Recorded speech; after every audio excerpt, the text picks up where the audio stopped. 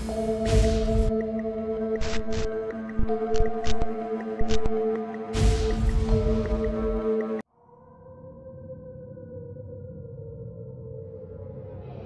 went to a Christian school where every Sunday we were taken to the chapel for prayer. It was a strict place, clean uniforms, quiet halls, and no funny business. But one Sunday, something happened that none of us will ever forget. My friend Jenny was always a little different. Quiet, distant, and always staring at something no one else could see. That morning, she looked pale, her eyes darker than usual, and her hands shaking. She was carrying her school bag tightly, like she didn't want anyone near it. One of our teachers noticed and asked what was in her bag. Jenny didn't answer. She just stared at the floor. The teacher frowned and asked again, but still nothing. It made everyone nervous. Later that day, a few of us gathered around her during lunch and begged her to show us what was in the bag. At first, she refused. Then, without saying a word, she slowly unzipped it. Inside was the head of a cat. It was her pet cat, the one she used to talk about like it was her best friend. Its eyes were still open, its mouth frozen in a silent scream. None of us knew what to say. Someone ran to get a teacher. Jenny just sat there, not blinking, whispering something under her breath in a language we didn't understand. She was expelled the next day.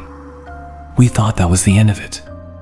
But a few weeks later, a janitor told us he heard her voice coming from the chapel after hours when no one was there. Others started seeing her in their dreams, standing at the foot of their beds. That's when the rumors started. Jenny wasn't just disturbed. She was possessed. And maybe she still is.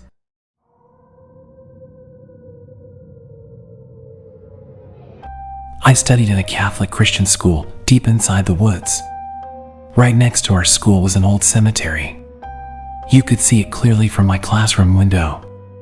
The graves were cracked, the crosses were broken, and the whole place looked haunted. At first, I just felt uneasy looking at it. But soon, something strange started happening.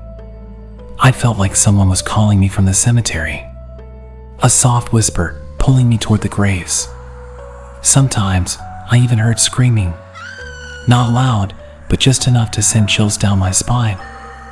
I asked my friends if they heard it too. They said no. They looked at me like I was imagining things. One friend said it might be a hallucination, but it felt too real to be fake. One day, during class, I looked out the window and I saw her.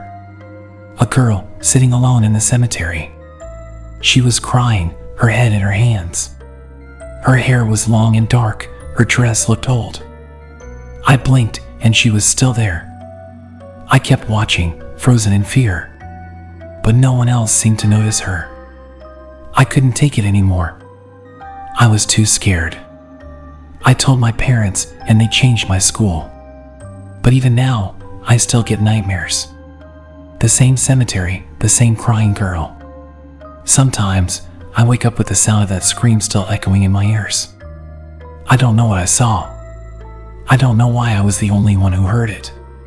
But deep down, I feel like something from that place had its eyes on me. And maybe it still does.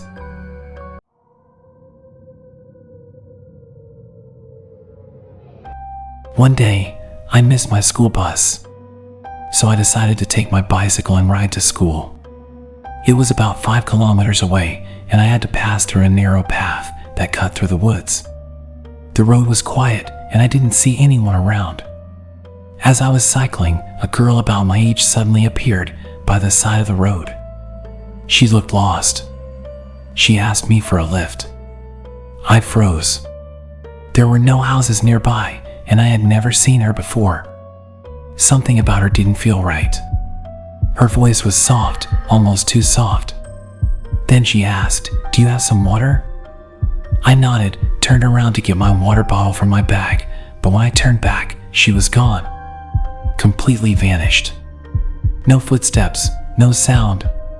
Just empty road. I felt a chill run down my spine. I got scared and pedaled as fast as I could to school. My heart wouldn't stop racing. I told my friend what happened. She looked uneasy and said, "What if it was a ghost?" Later that day, I told my uncle. He believes in supernatural things. What he said still haunts me. He told me that a few years ago, a house near those woods caught fire. The entire family inside died. They had a daughter about my age. When I heard that, I was frozen. The girl I saw looked just like someone who never made it out of that fire. After that day, I never missed my school bus again. And I never took that road through the woods. Sometimes I wonder, what if I had given her that ride?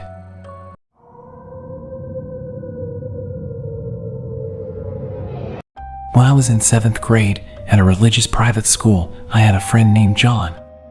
He was never good at math and always struggled with it. One day, our class nun scolded him harshly in front of everyone.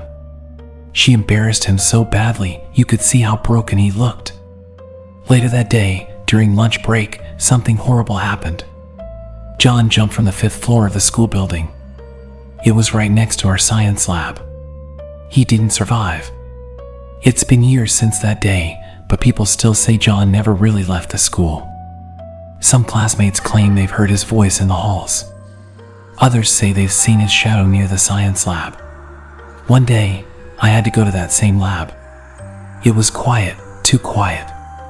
The whole hallway felt strange, cold and empty, like something was watching me. I told myself it was nothing and stepped into the lab.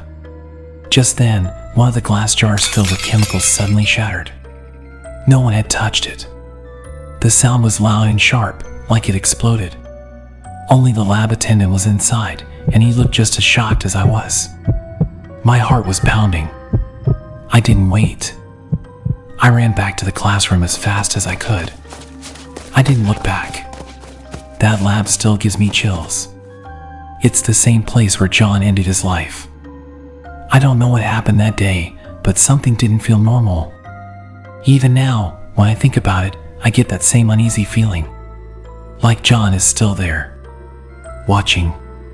Waiting.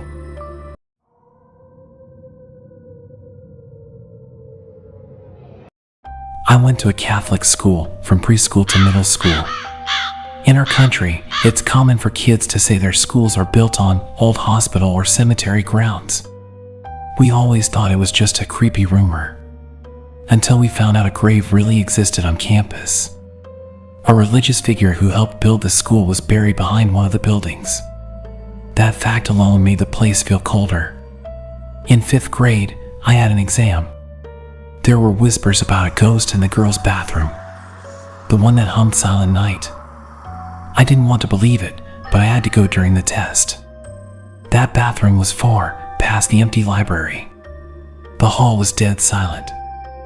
I went in and sat on the toilet. That's when the humming started. Clear, soft, and slow. I froze. Still, curiosity got the better of me. I walked to the last stall, the only one with a closed door. I knocked. It creaked open. No one was inside. The humming stopped the second the door moved. I ran back, heart racing. It wasn't even December. In 6th grade, I still hadn't learned. I went to that same bathroom during lunch. When I walked out, I saw 2 classmates heading down the stairs. They smiled, said they were going to the cafeteria, and invited me along. I said no. I turned and went back to our classroom. But when I got there, I froze. Those same 2 classmates were already inside. They said they never left. I asked how that was possible. They just laughed, confused. I never used that bathroom again. Something about it felt wrong. Like the air was too still. Like someone or something was always waiting.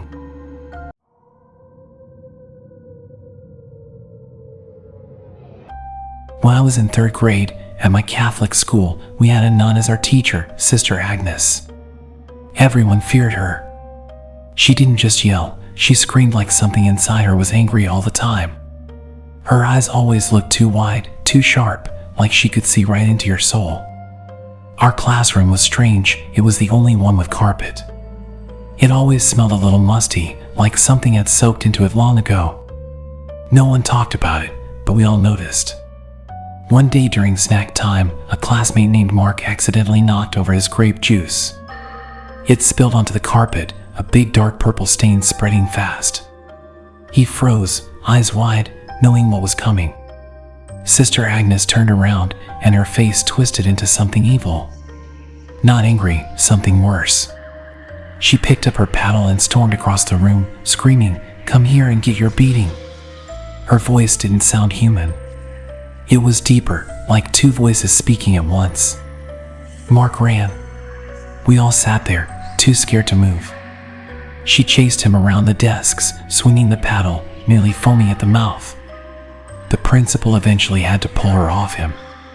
After that, she was different. Quieter. Distant. Then, one day, we came to school and were told she had died in her sleep. No warning. No cause. A few days later, the grape juice stain on the carpet turned black. It wouldn't go away, no matter how much they cleaned. Kids swore they heard her voice at night when they walked by the classroom, muttering, crying, sometimes laughing. Some say her spirit never left. Maybe she wasn't just mean. Maybe Sister Agnes was possessed. And maybe the devil wasn't done with her after all.